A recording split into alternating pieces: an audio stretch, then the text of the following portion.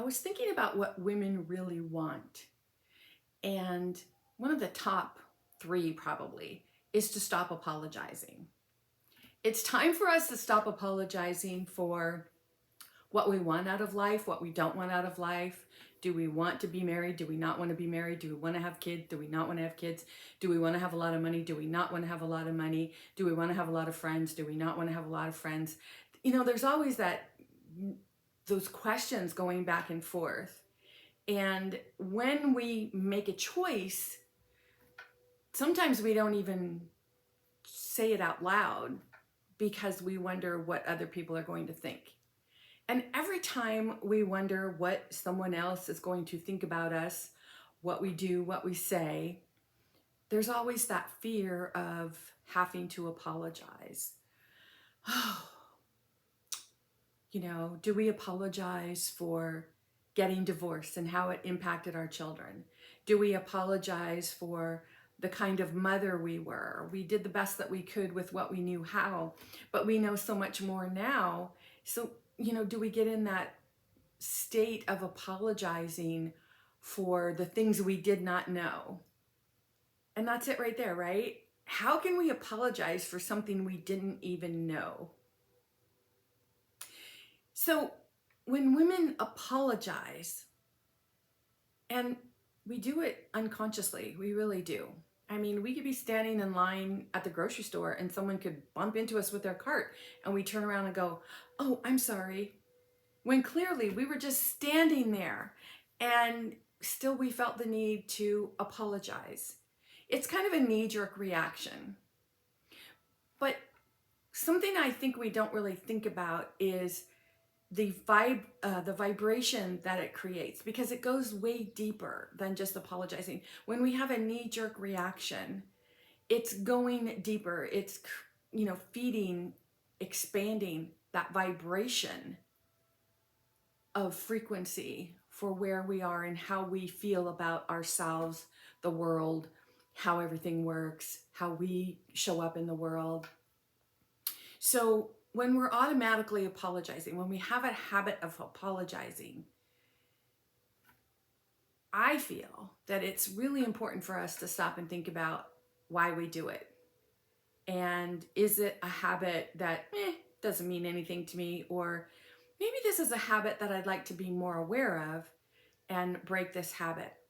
Because a lot of time, most of the time, when we're in that apologetic state, we're apologizing from shame or guilt, right? We feel guilty about something. We feel shameful about something. And shame and guilt go in that fear category. We actually fear who we are as a person.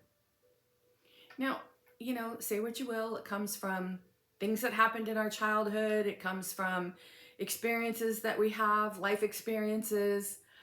But the thing is, we are the only one who can change the habit.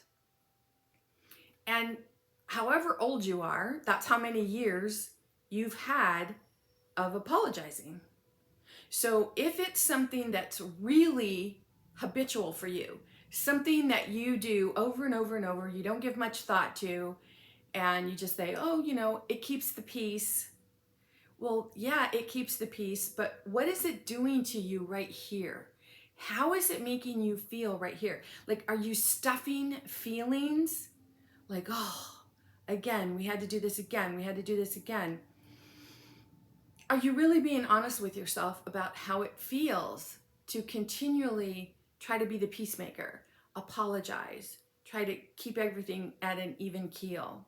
Now, that's not to say that we want to not apologize because we want to get something going. We want to, wreak havoc on something.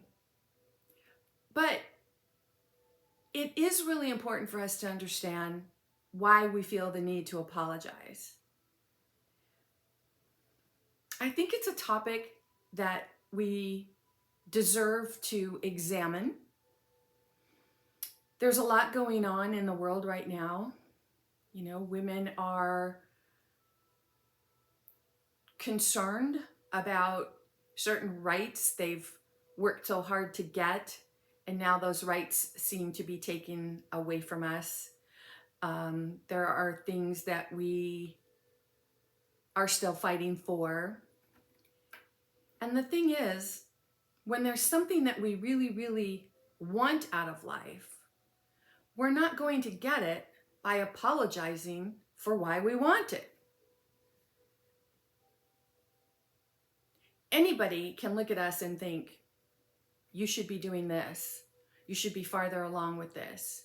You should be, whatever someone else thinks of us is really inconsequential. It doesn't matter unless we let it matter.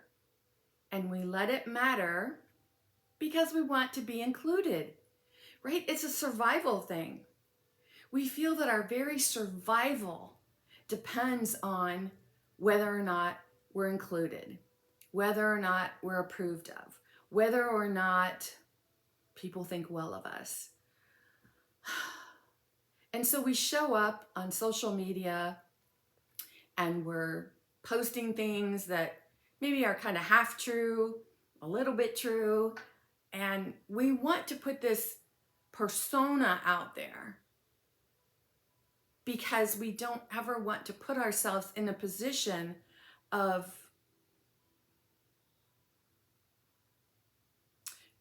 letting people really know who we are and what we want out of life. So, if we're really going to stop apologizing for whatever we want in this world, the first step, don't you think, is to pay attention to what we want and if we feel the need to apologize for getting it. You know, one of the things that really took hold of me, something I felt so guilty for so many years, was something to do with something that happened in my childhood. And whenever I would not endure something that one of my siblings was going through, I felt guilty. Maybe it's because I'm the oldest, but I felt guilty, like, oh man, I how can I take this pain away from them? How can I help them in some way? And that desire, that wanting, you know, it follows you into adulthood. And if you're not careful, you're always giving more of yourself because you think it's going to help someone else. But the thing is, we can't be poor enough, we can't be sad enough, we can't be unsuccessful enough to help someone else who is in that position. So really, it's about us deciding what we want out of life, going after it with everything that we have, and being unapologetic about whatever it is that we're going after. And that doesn't mean we can step on people and just say, oh, it sucks to be you because I want this and I'm willing to crawl all over you to get it. No, it's about what do we want? How are we living our life in integrity, deciding what we want, deciding that we're no longer going to live with what we don't want, and then making it happen unapologetically. I'd love to know your thoughts on this. I'd love to know what you think.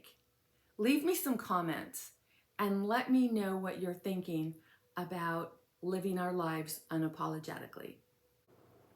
In the meantime, this is Nancy Mueller, the one and only Life Sensei, saying ciao for now.